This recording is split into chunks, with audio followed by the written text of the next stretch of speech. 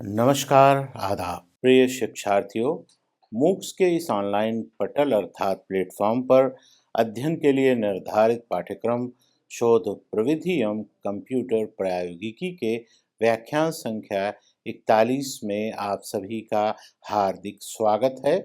मैं मेराज अहमद, प्रोफेसर हिंदी विभाग, अलीगढ़ मुस्लिम यूनिवर्सिटी, अलीगढ़ आप लोगों से मुखातिब हूँ। शिक्षार्थियों, निरंतर सीखने सिखाने की प्रक्रिया के तहत हम नवें सप्ताह के पहले कालांश अर्थात व्याख्यान में एक दूसरे से रूबरू हैं।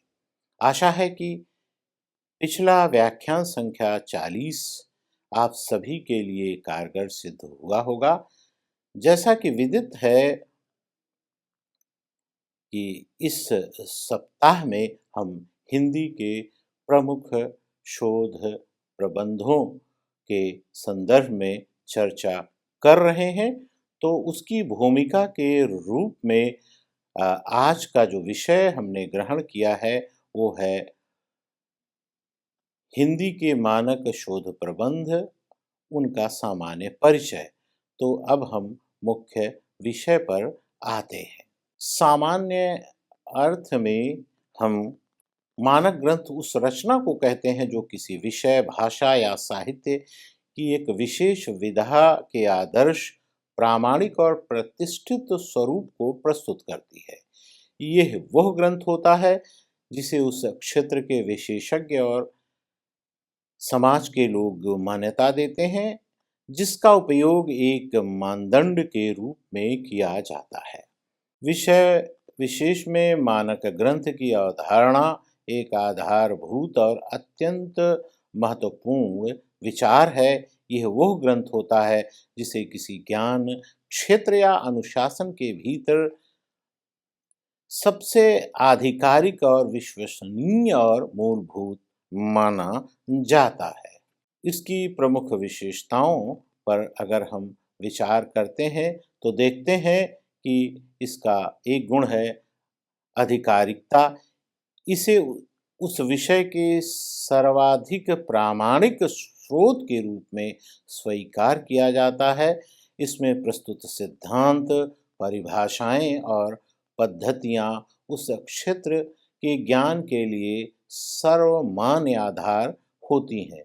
विश्वसनीयता के संदर्भ में उल्लेखनीय ये है कि इसमें दी गई जानकारी, तथ्य और विश्लेषण को सटीक और भरोसेमंद माना जाता है। यह अक्सर वर्षों के शोध, सत्यापन और विद्वानों की सहमति का परिणाम होता है। मूलभूतता के संदर्भ में उल्लेखनीय ये है कि यह ग्रंथ उस विषय की नींव होता है। इसमें बुनियादी अवधारणाएं, नियम और शब्दावली शामिल होती है, जिन्हें समझे बिना उस विषय में आगे की पढ़ाई या शोध संभव नहीं है। संदर्भ स्रोत के विषय में उल्लेखनीय ये है कि नए शोधकर्ता, छात्र और पेशेवर मार्गदर्शन या सत्यापन के लिए बार बार इसी ग्रंथ का प्रयोग किया जाता है। यह भावी शोध और लेखन के लिए एक मानक बेंचमार्क के रूप में वस्तुतः कार्य करता है। इसका समय के साथ स्थायित्व भी विवेचनीय है। एक सच्चा मानक ग्रंथ पीढ़ी दर पीढ़ी प्रासंगिक बना रहता है, भले ही विषय में नई खोजें होती रहें। यह सतत शिक्षा और अकादमिक बहस का केंद्र भी बना रहता है। इसके महत्व के संदर्भ में उल्लेखनीय ये है कि मानक ग्रंथ का महत्व किसी भी विषय के संरक्षण, शिक्षण और विकास के लिए अपरिहार्य होता है। यह विषय के अध्ययन और अभ्यास में एक समान समझ, शब्दावली सुनिश्चित करता है। इसे हम समानता सुनिश्चित करने के रूप में रेखांकित कर सकते हैं। यह शिक्षा के आधार के रूप में कार्य करते हुए पाठ्यक्रमों और शिक्षण सामग्री के विकास का आधार बनता है तथा किसी भी सैद्धांतिक विवाद या परिभाषा की अस्पष्टता को दूर करने के लिए अंतिम रूप से इसी ग्रंथ का सहारा लिया जाता है। यानी हम कह सकते हैं कि विवादों के निपटारे में इनकी महती भूमिका होती है। कतिपय महत्वपूर्ण मानक ग्रंथ जो कि विविध विषयों से संबंधित हैं, जैसे एडम स्मिथ का द वेल्थ ऑफ नेशन अर्थशास्त्र के क्षेत्र में, चरक संहिता या सुश्रुत संहिता चिकित्सा शास्त्र के क्षेत्र में, सिगमंड फ्रायड के मूल कार्यों को मनोविज्ञान के क्षेत्र में और पाणिनि के अष्टाध्यायी को हम संस्कृत व्याकरण के क्षेत्र में देख सकते हैं। संक्षेप में मानक ग्रंथ किसी विषय की पहचान, विश्वसनीयता और शैक्षणिक निरंतरता का प्रतीक होते हैं। अब हम हिंदी भाषा और साहित्य के फलक पर दृष्टिपात करेंगे। हिंदी साहित्य में कुछ ऐसे शोधकार हैं जिन्हें मील का पत्थर के रूप में रेखांकित किया जा सकता है। इन्होंने अपनी महत्वपूर्ण भूमिका निभाई है, जैसे रामचंद्र शुक्ल जी का हिंदी साहित्य का इतिहास भले ही एक शोध प्रबंध नहीं है, लेकिन इसके बाद के कार्यों के लिए यह एक मजबूत आधार प्रदान करता है। इसी तरह हजारी प्रसाद द्विवेदी, रामविलास शर्मा, नामवर सिंह जैसे विद्वानों के आलोचनात्मक कार्य भी शोधार्थियों के लिए प्रेरणा स्रोत रहे हैं। वर्तमान शोध प्रबंधों में अंतर अनुशासनात्मक दृष्टिकोण भी अपनाया जा रहा है, जिसमें हिंदी साहित्य का समाजशास्त्र, मनोविज्ञान, दर्शन शास्त्र, तुलनात्मक साहित्य आदि से संबंध स्थापित किया जाता है। संक्षेप में एक अच्छा शोध प्रबंध गहन अध्ययन, व्यवस्थित कार्य प्रणाली और मौलिक विचारों का परिणाम होता है, जो हिंदी भाषा और साहित्य के ज्ञान में निश्चित रूप से महत्वपूर्ण योगदान दे सकता है।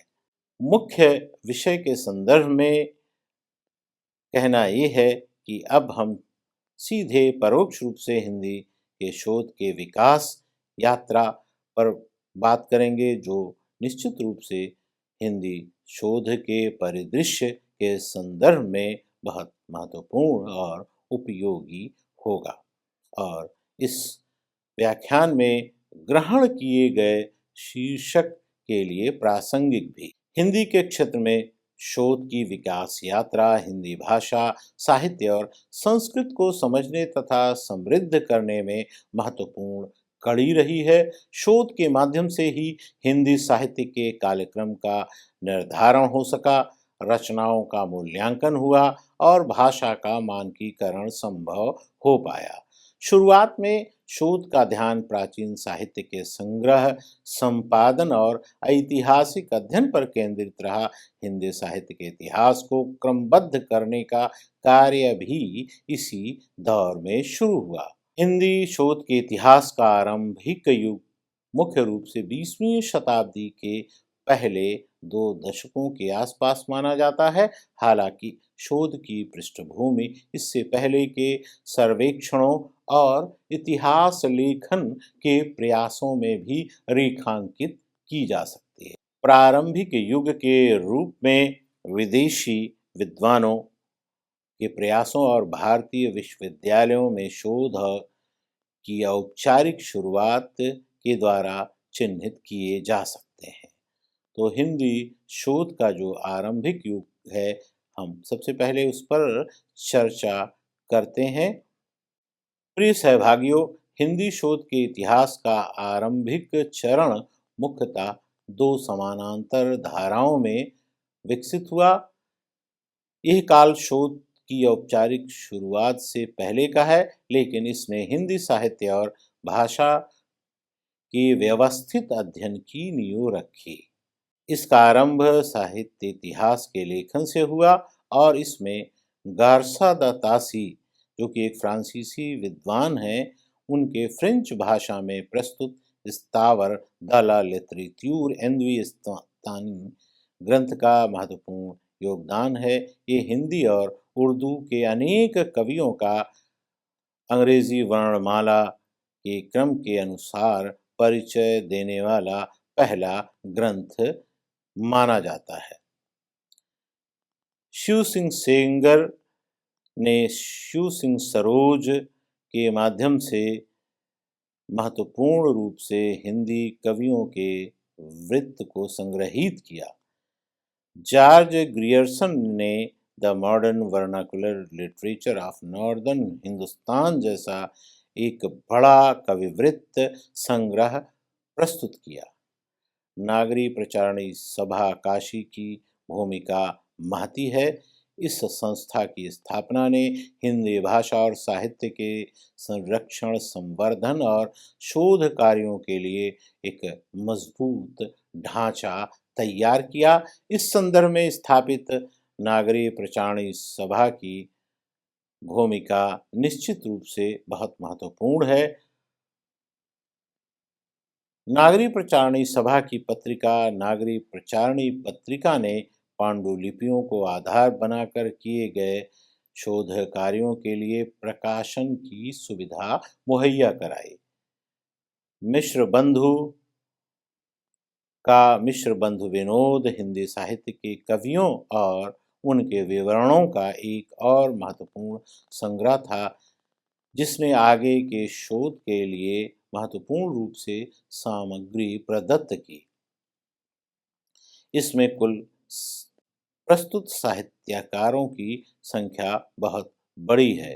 ये प्रयास यद्यपि पूर्ण रूप से शोध की आधुनिक परिभाषा के अनुरूप तो नहीं, लेकिन इन्होंने हिंदी साहित्य को व्यवस्थित रूप से खोजने, इकट्ठा करने और वर्गीकृत करने का जो कार्य किया है, निश्चित रूप से वह शोध प्रविधि के अंतर्गत शोध प्रविधि का एक महत्वपूर्ण चरण है। शोध की औपचारिक शुरुआत 1911 के आसपास मानी जाती है और इसी युग में उपाधिपरक शोध का आरंभ हुआ। तो हिंदी के आरंभिक उपाधि शोध ग्रंथों के संदर्भ में उल्लेखनीय तथ्य ये है कि यह मुख्यतया विदेशी विश्वविद्यालयों और विदेशी विद्वानों की सक्रियता के साथ ही आरंभ हुए। इनमें उन्हीं का दबदबा रहा। सन 1911 में फ्लोरेंस विश्वविद्यालय के स्नातक इटली के विद्वान श्री लुईस पियो तसेतोरी ने इटालियन भाषा में रामचरितमानस और रामायण नाम से आलेख लिखा। इसी से प्रेरित होकर फ्लोरेंस विश्वविद्यालय ने श्री लुईस पियो तसेतोरी को पीएचडी की उपाधि प्रदान की। इस प्रबंध को हिंदी विषयक पहले विश्वविद्यालयी प्रबंध के रूप में हम स्वीकार कर सकते हैं। हिंदी विषय में शोध का दूसरा प्रयास लंदन में श्री J.N. कारपेंटर द्वारा थियोलॉजी ऑफ तुलसीदास नामक प्रबंध प्रस्तुत करके की गई। इस पर उन्हें लंदन विश्वविद्यालय द्वारा D.D. यानी डॉक्टर ऑफ डिविनिटी की उपाधि मिली। मोहियुद्दीन कादरी को लंदन 1931 में बाबूराम सक्सेना ने प्रयाग विश्वविद्यालय के संस्कृत विभाग में एवोल्यूशन ऑफ अवधि शीर्षक से अपना शोध प्रबंध प्रस्तुत किया। इस पर उन्हें डीलिट की उपाधि प्राप्त हुई। इसे भारतीय विश्वविद्यालय द्वारा डॉक्टरेट के लिए स्वीकृत प्रथम शोध प्रबंध के रूप में परिगणित किया जा सकता है। सन 1931 में ही FCK को उनके प्रबंध कबीर एंड हिज फॉलोअर्स विषय पर पीएचडी की उपाधि प्राप्त हुई। हिंदी साहित्य संबंधी विषय पर भारतीय विश्वविद्यालय के अंतर्गत हिंदी विभाग में सबसे पहला शोध प्रबंध पीताम्बर दत्त बड़थवाल द्वारा द निर्गुण स्कूल ऑफ हिंदी पोएट्री के नाम से हिंदू विश्वविद्यालय काशी के अंतर्गत प्रस्तुत किया गया। प्रस्तुत प्रबंध की भाषा अंग्रेजी थी। 1934 में जनार्दन मिश्र ने सूरदास का धार्मिक काव्य विषय पर कोनिंग्सबर्ग विश्वविद्यालय से पीएचडी की उपाधि प्रदान प्राप्त की। सन 1935 में धीरेन्द्र वर्मा को लॉ ऑफ ब्रज यानी ब्रज भाषा विषय पर पेरिस विश्वविद्यालय द्वारा डीलिट की उपाधि प्राप्त हुई। हिंदी के इस आरंभिक काल में प्राप्त शोध प्रबंधों की कुल संख्या 8 मिलती है। तत्पश्चात धीरे धीरे देश के विश्वविद्यालयों में उच्च स्तर पर हिंदी के पठन पाठन की व्यवस्था होने लगी और शोध कार्य भी होने लगे। 1935 से पूर्व हिंदी शोध का क्षेत्र भले ही व्यापक नहीं था, किंतु इसने हिंदी साहित्य संबंधी शोध के लिए मार्ग प्रशस्त करने का महती कार्य करते हुए विभिन्न विश्वविद्यालयों में हिंदी में शोध के लिए दिशा अवश्य प्रदान की। सन 1935 के पश्चात विभिन्न विश्वविद्यालयों में शोध कार्य होने लगे। भाषा विज्ञान, साहित्य के इतिहास, काव्य शास्त्र, विविध साहित्य धाराओं और विशिष्ट साहित्यकारों के क्षेत्र में शोध प्रबंध प्रस्तुत किए जाने लगे। 1947 यानी आज़ादी के बाद विश्वविद्यालयों की बढ़ती संख्या और स्वराज के कारण कला, साहित्य और भाषा के क्षेत्र में भी अन्य क्षेत्रों की भांति ही तीव्र गति से विकास हुआ। कलकत्ता विश्वविद्यालय से डॉक्टर श्याम सुंदर दास ने 1918 में हिंदी में स्नातकोत्तर की पढ़ाई शुरू करवाई। डॉक्टर एस के चटर्जी ने बांग्ला भाषा का उद्भव और विकास विषय पर शोध करके डीलिट की उपाधि प्राप्त की। यह भारतीय विश्वविद्यालय में हुआ एक महत्वपूर्ण प्रारंभिक शोध है। 1935 से 1947 तक के काल को हम शोध के विकास काल के रूप में रेखांकित करते हैं। आरंभिक प्रयासों के बाद 1935 से 47 का काल हिंदी शोध के विकास में विशेष भूमिका निभाता हुआ दृष्टिगत होता है। इसमें जैसा कि पहले भी कहा जा चुका है कि सबसे अधिक महत्ता आचार्य रामचंद्र शुक्ल की रही है, तो हम आचार्य रामचंद्र शुक्ल के योगदान पर भी संक्षेप में दृष्टिपात करेंगे, तत्पश्चात आगे बढ़ेंगे। आचार्य शुक्ल का हिंदी साहित्य का इतिहास, जो मूलतः हिंदी शब्द सागर की भूमिका के रूप में प्रकाशित हुआ था, वैज्ञानिक और तर्कसंगत इतिहास लेखन का एक महत्वपूर्ण मील का पत्थर साबित हुआ। यह ग्रंथ हिंदी साहित्य के इतिहास का स्पष्ट काल विभाजन और नामकरण प्रस्तुत करता है, जिसने बाद के शोध कार्यों को एक मजबूत और सैद्धांतिक ढांचा प्रदान किया। इसे किसी भी हिंदी शोधार्थी के लिए आधारभूत ग्रंथ माना जाता है। विश्वविद्यालयों में शोध कार्य के विस्तार ने इसको दिशा प्रदान की। इस काल में काशी, प्रयाग, नागपुर, पंजाब और आगरा जैसे विश्वविद्यालयों में भाषा, साहित्य, संस्कृति, काव्य शास्त्र और काव्यधारा जैसे विषयों पर कार्य संपन्न होने लगे। इस काल को हिंदी शोध का विकास काल तो कहा ही जाता है। इसलिए कहा जाता है कि शोध प्रविधि के प्रयोग का आरंभ इसी काल में दिखाई देता है, यानी इसमें शोध पद्धति को लेकर के और उसको प्रस्तुत करने के संदर्भ में गंभीर रूप से प्रयास होते हुए दिखते हैं।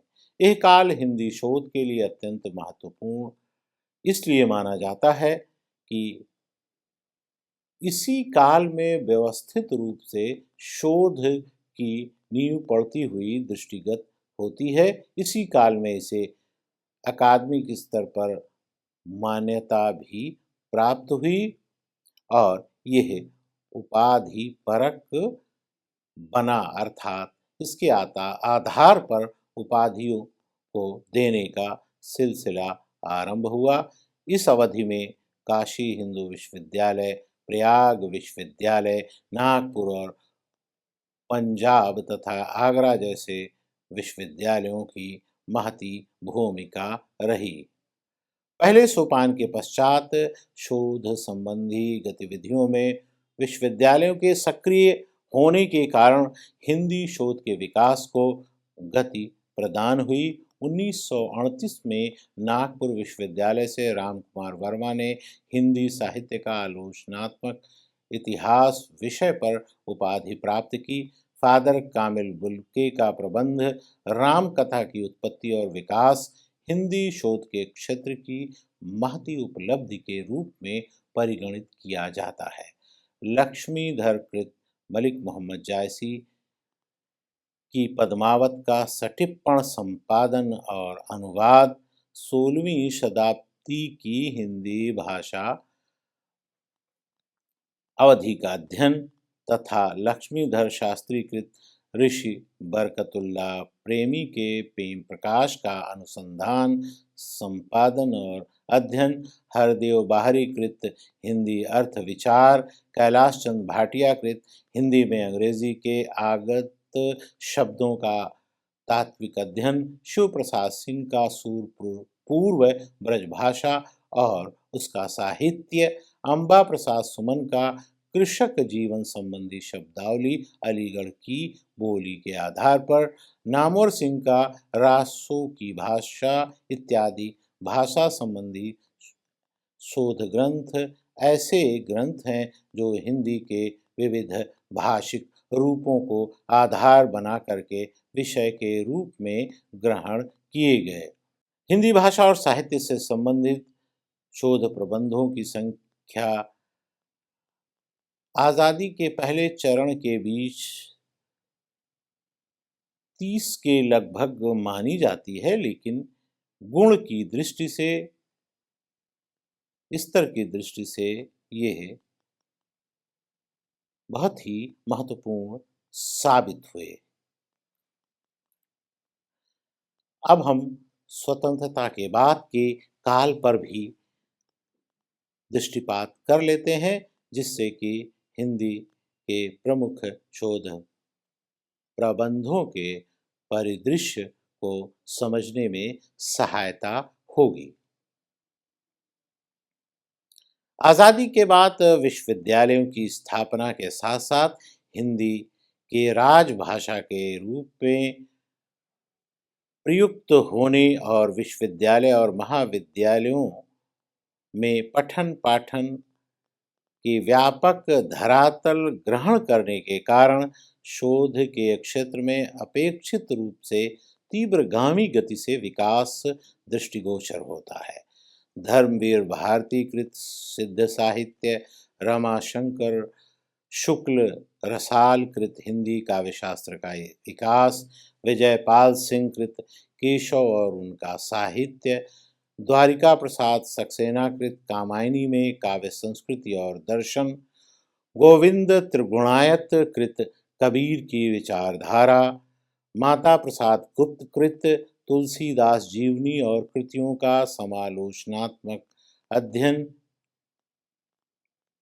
उदयभान मिश्र का तुलसी का सामाजिक दर्शन, शिव कुमार शुक्ल का रामायणेतर संस्कृत काव्य और रामचरितमानस का तुलनात्मक अध्ययन, अंबिका प्रसाद वाजपेयी का द्विजदेव और उनका काव्य, महेंद्र भटनागर का समस्या मूलक उपन्यासकार प्रेमचंद, रविंद्र कुमार जैन कृत कविवर बनारसी दास जीवनी और कृतित्व, त्रिभुवन सिंह कृत मध्यकालीन अलंकृत कविता और मतिराम शशि भूषण सिंघल कृत वृंदावनलाल वर्मा के उपन्यासों का आलोचनात्मक अध्ययन, हरवंश लाल शर्मा का सूर और उनका साहित्य, छैल बिहारी गुप्त राकेश का मनोविज्ञान के प्रकाश में रस सिद्धांत का समालोचनात्मक अध्ययन, उन्हीं का नायक नायिका भेद, हिंदी काव्य में प्रतीक विधान,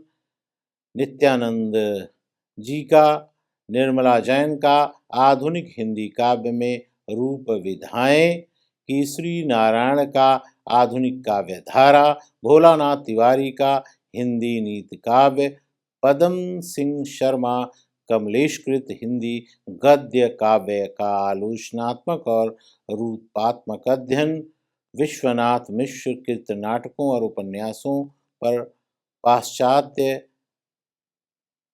आंग्ल और रूसी प्रभाव, प्रताप नारायण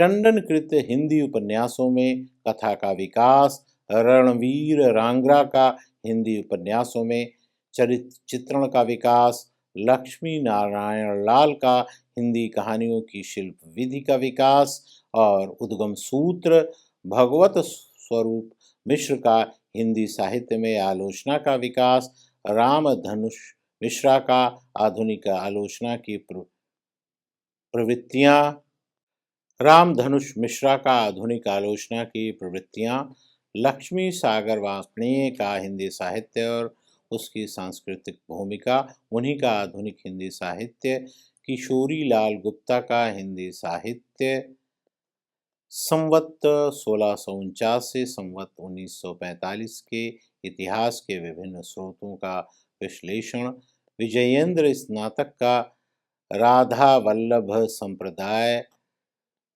के संदर्भ में हित हरिवंश का विशेष अध्ययन, इंद्रनाथ मदान का सामाजिक वातावरण के विशिष्ट संदर्भ में आधुनिक हिंदी साहित्य की समालोचना, जगदीश गुप्त का हिंदी गुजराती कृष्ण काव्य का तुलनात्मक अध्ययन, विश्वनाथ शुक्ल का श्रीमद्भागवत का हिंदी कृष्ण साहित्य पर प्रभाव, गणेशन कृत हिंदी उपन्यासों पर पाश्चात्य प्रभाव, मलिक मोहम्मद कृत कृष्ण भक्ति काव्य पर अलवार भक्तों का प्रभाव, नवीं शताब्दी, नज़ीर मोहम्मद का कबीर के काव्य रूपों का आलोचनात्मक अध्ययन, जाफर रज़ा ज़ैदी का 17वीं-18वीं सदी के वेलग्राम के मुस्लिम कवियों का हिंदी में योगदान, परमानंद श्रीवास्तव का प्राचीन और नवीन हिंदी कहानी रचना प्रक्रिया का तुलनात्मक अध्ययन, डॉक्टर प्रताप नारायण टंडन का समीक्षा के मान और हिंदी समीक्षा की प्रवृत्तियां, नित्यानंद तिवारी का critical study of the lay off Lorik and चंदा एंड चंदायन ऑफ पुल्ला दाऊद, कैलाश चंद भाटिया कृत हिंदी भाषा में अक्षर तथा शब्द की सीमा इत्यादि प्रबंध हिंदी शोध क्षेत्र की महती उपलब्धि के रूप में रेखांकित किए जा सकते हैं। इसके स्वरूप के संदर्भ में कथन ये है कि शुरुआत में शोध कार्य मुख्य रूप से सर्वेक्षण, पाठ संपादन और विवरण पर आधारित रहे, लेकिन धीरे धीरे शोध में तुलनात्मक, ऐतिहासिक, आलोचनात्मक पद्धतियों का समावेश होने लगा। संक्षेप में हिंदी शोध का आरंभिक युग मुख्य रूप से विदेशी और भारतीय विद्वानों द्वारा हिंदी साहित्य के व्यवस्थित सर्वेक्षण और इतिहास लेखन के प्रयासों से आरंभ हुआ और 20वीं शताब्दी के प्रारंभिक दशकों में शोध उपाधि की औपचारिक शुरुआत के साथ आगे बढ़ा, जिसे आचार्य रामचंद्र शुक्ल के ऐतिहासिक ग्रंथ ने एक मजबूत आधार प्रदान किया और वह सिलसिला अनवरत रूप से जारी है। आशा है कि प्रस्तुत व्याख्यान आप लोगों के लिए लाभदायी सिद्ध होगा। धन्यवाद।